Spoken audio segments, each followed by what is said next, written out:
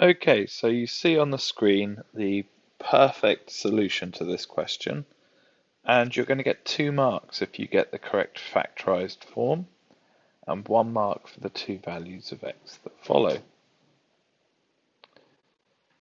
There is a popular mistake that you can make, which is getting the signs confused the wrong way round. If that happens, you're going to get 1 mark for the incorrect factorization.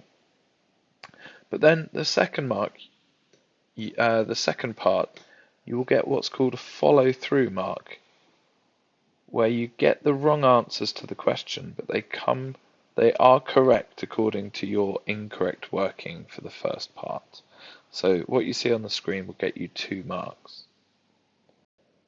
You could also get the exact same 2 marks if the two numbers that you put in the factorized brackets multiply to make -24.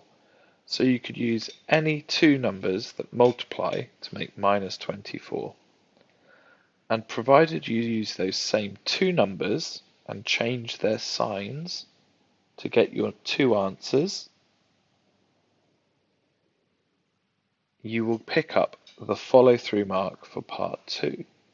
But you must change the signs from what they were inside the brackets.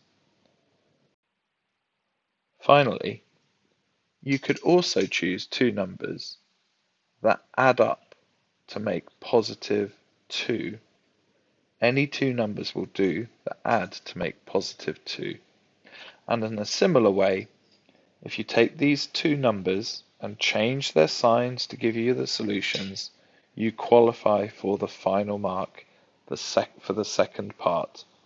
It's a follow-through mark, so if your working for part 1 is incorrect, but your answers make sense, then you will get the follow-through mark.